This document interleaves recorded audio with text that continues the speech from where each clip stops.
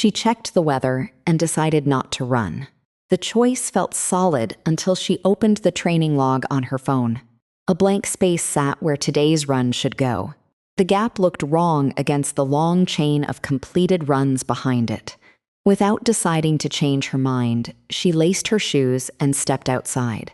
Something about that empty cell had more power than the feeling of not wanting to go.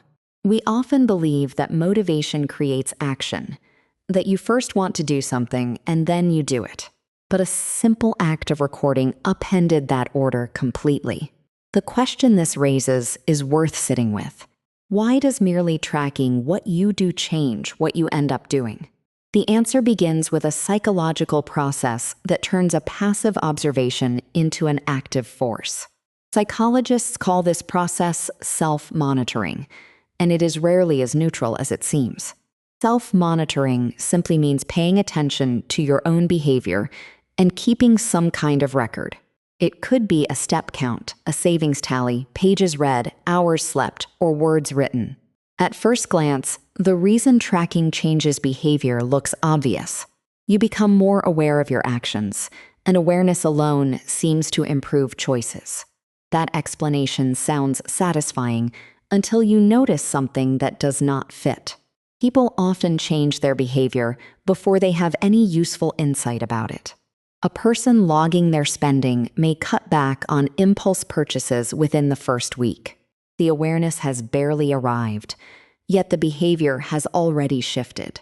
Something more immediate than reflection is at work. Self-monitoring does not just inform the mind, it rearranges the moment of decision. To see how, consider what happens when you set a goal without tracking anything. You may truly intend to practice an instrument, but each day passes and the intention remains invisible. There is no record of the unused time, and the goal drifts until it is forgotten. Now contrast that with a simple chart on the wall where you color in a box after each session. That empty box on Tuesday evening is not just information. It is a small, specific invitation to act, and it is hard to look away. The tracking has created a measurable gap between what is and what is expected. Research on goal progress has found that people increase effort most when they can clearly see how far they have come and how far remains. The record does not wait for motivation to arrive. It generates a discrepancy that pulls motivation out of hiding.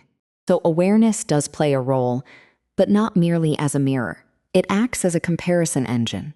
This comparison engine relies on a mental shortcut that usually serves us well. We tend to notice gaps more urgently when we can see them in concrete form. A number that is lower than expected creates a small burst of discomfort. The brain's reward system registers the difference between current state and goal state as a signal to act. Closing that gap feels satisfying, and the anticipation of that satisfaction can be enough to start the behavior. But the mechanism deepens once the behavior is completed, and that is where tracking truly earns its power. Writing down the completed run, the saved money, or the finished task delivers an immediate consequence. The act of recording serves as a reward in itself, even before any external prize appears. Our brain registers progress as reinforcing, and a streak of completed entries becomes its own motivation. This is why people resist breaking a chain of marked boxes, sometimes long after the original goal has faded. The tracking has become part of the reward structure, not just a witness to it.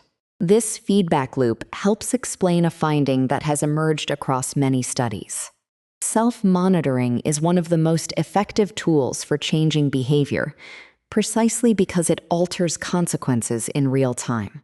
However, the loop does not affect everyone identically, and that is where the story gets complicated. Tracking can increase anxiety for some people, especially when the numbers are seen as judgments rather than information. A step count that never reaches 10,000 can feel like daily failure rather than useful feedback. When tracking becomes self-criticism, the gap no longer motivates, it discourages. The same tool that creates momentum for one person can erode it for another.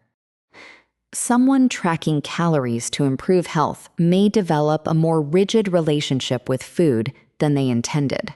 The number can start to replace the feeling, and the record becomes a new source of pressure. Psychologists emphasize that self-monitoring works best when the measurement is treated as a curious observation rather than a strict verdict. Yet, even in its helpful forms, tracking changes the behavior it is supposed to merely measure. Consider the person who starts wearing a fitness tracker and begins to take the stairs instead of the elevator. Their step count rises, but the device is not simply counting what would have happened anyway. The very presence of the tracker has altered the pattern, and this reactivity is at the heart of the mystery. Measurement is never a neutral photograph of reality. It is an intervention that reshapes the subject.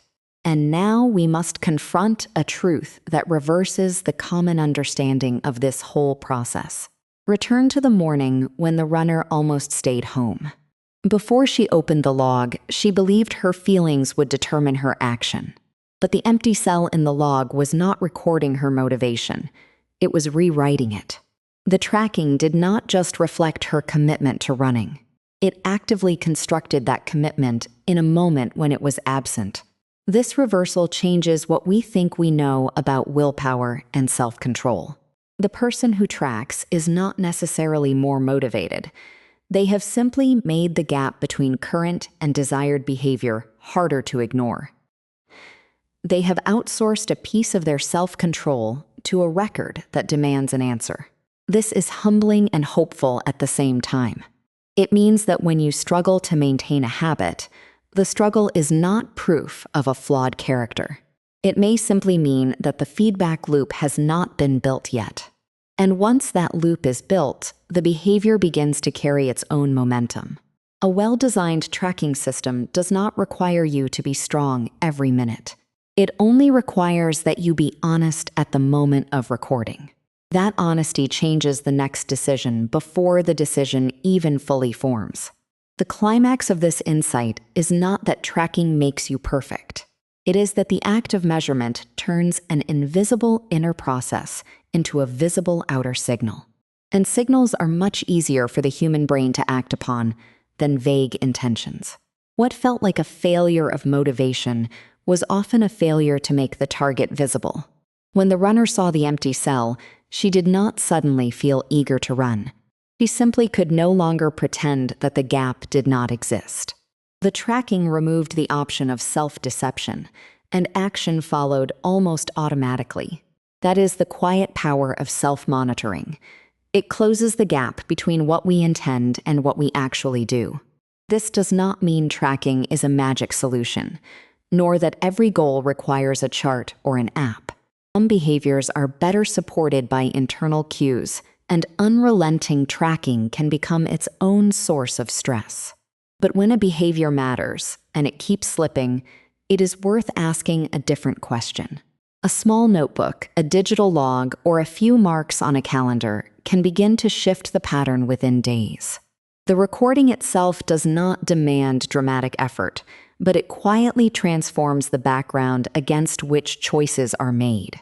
Over time, the log becomes a story you want to continue rather than a chore you avoid. She did not feel triumphant, just quietly surprised that the gap had been larger than the reluctance. And the log grew another entry, which made the next blank space even more noticeable. The cycle continued not because she became a different person overnight, but because the record had made her commitment external and undeniable. Self-monitoring is, at its core, a conversation between your past actions and your future self. The empty cell asks a simple question, and the answer is written in the very act of filling it. Progress becomes visible, and visible progress is one of the most persuasive forms of hope.